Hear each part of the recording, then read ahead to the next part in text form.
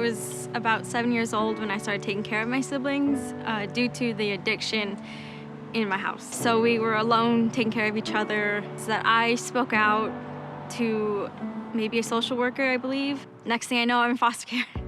I met my husband when we were 15 years old in high school. We entered the relationship with a lot of baggage, a lot of trauma from past childhood issues, and so the only outlet we saw fit was substance abuse. And so we ran with that pretty hard, and eventually we lost our children. And so unfortunately we had to divide the sibling group. But Izabel was always there. She advocated for day one for the reunification of her family and to keep her siblings close. So going through the foster care system is the worst part probably of any kid's life, aside from the trauma that they've gone through. It was very hard not to see each other every day, talk to each other, and go through what we were going through together.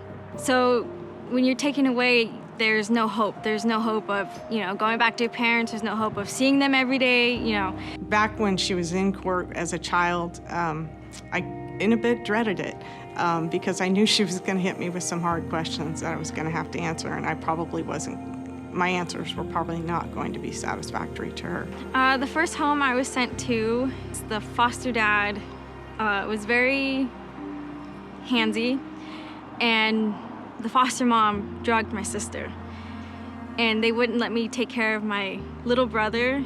So once I said something and proved, there was things going on, they only took my sister and I out and put us in another home and left my brother in that home. One of the saddest experiences that I've seen in my life, where the court says to a parent or parents, "You are not fit to be parents. I'm taking your children away from you." And it's heartbreaking for me because to see their suffering, to feel like they're afraid of where they're going to be living. Hope is essential. It's that hope that lights the way to a different person, to a different reality. My second home is kind of where I was able to have normalcy a little bit. The foster parents were amazing. My third home was finally with my grandparents. It was actually, I think, on Valentine's Day when Judge Bigelow granted us to go with them, so it's kind of special. So I came up on CASA while my husband and I were trying to reunify with our children, and we were in transitional housing. And I saw this commercial about, I believe it's a run that they do, the superhero run. It didn't really get real until my mom was like, "Oh, you should do this if you feel ready." You're never gonna feel ready to do something like this. So I took the leap and I was like, let's do this. So CASA is the Court-Appointed Special Advocate Program. What we do is we recruit and train community members to be advocates for a child as they go through the dependency system. My supervisor was very hands-on. She let me know what to do in court, how to approach the judge, and especially writing reports. She was very helpful with writing reports. So along with the reports, she also helped me get involved with the children's school, the foster parents, the social worker, their lawyers even. Judge Bigelow really does know and has an understanding of what a CASA can bring and the difference that they can make in a youth's life. So when I saw Izabel return for swearing in, it was very obviously emotional for me. I couldn't be more thrilled that she was back in our court and there to advocate for children. But you get a CASA report and you really get an in-depth of an understanding of a child. And they're so essential to making that important decision because I know I'm affecting the lives of a child every day. I can't imagine CASA here without the oversight of Northern Valley Catholic Social Service. In the system, they can change placements. I mean, typically 5 to 10 times in their experience of being in care.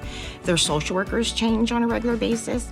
So there's no real consistency. So by, hopefully by having a CASA, they do have that one consistent person that can make sure that they feel supported and they have someone that they can trust and speak out to.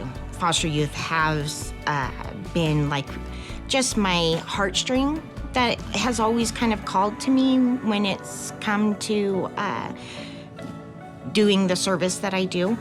And we can't let these guys just linger in foster care. We have to make sure that these kids are well taken care of, are happy, and have a family connection.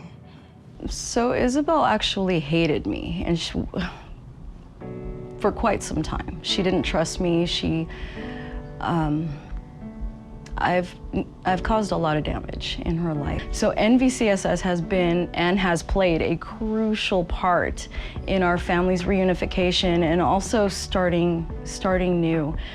They have helped us with rent. They have helped us with housing. They have helped us financially, because once you have those basic necessities in place, that then allows you to start thinking about other things without the burden or the worry of that.